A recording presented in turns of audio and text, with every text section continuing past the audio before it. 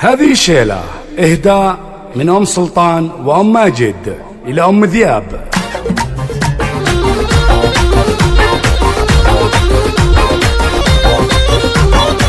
زاني لي بدع القوافي ولا مثالي، زاني لي بدع القوافي ولا مثالي، وبالمدايح جيت اسطر معاني وامدح اللي صيته وقدرها عالي. خزنة ام ذياب مهره سنافي حرمه ولكن عن 2000 رجالي، ولفزعت فزعتها غير عادية، لفزعت فزعتها غير عادية. يا عسى يفدونها عيال الانذالي، بنت شيخ اللي اعتزى ينطح الهي. هذه ام ذياب والحاكين قالي، شيخة بين العرب نارها حية، شامخة بالطيب مع زين الافعال، وبالاخلاق وهيبه وقوة شخصية، وبالاخلاق وهيبه وقوة شخصية، وبالمواقف ترخص الحال والمال، نفتخر هالامور الضرورية. خزنها الشيخة ونرفع لها عقالي، وتستحق المدح بجمال قوافية. زاني لي بدع القوافي والامثالي، وبالمدايح جيت اسطر معانية،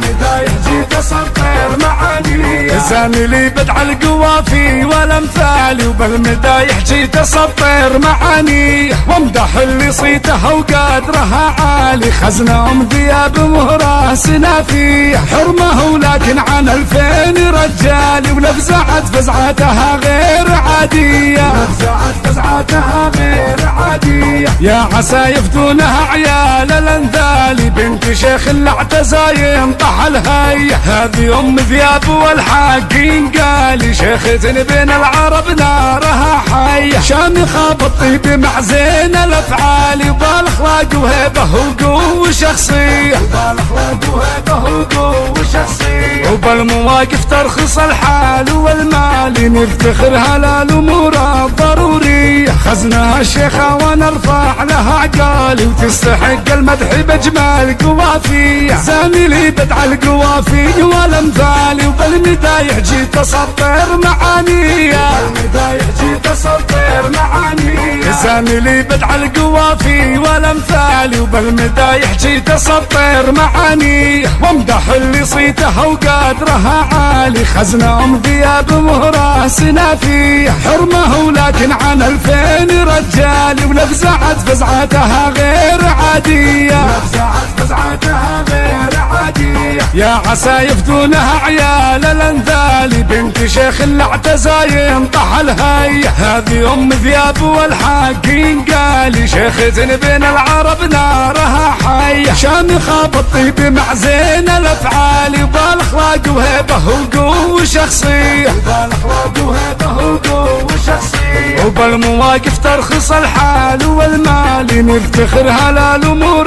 الضرورية. خزنها الشيخة ونرفع لها عقالي، وتستحق المدح بجمال قوافية. زاني لي بدع القوافي والامثالي، وبالمدايح جيت اسطر معانية.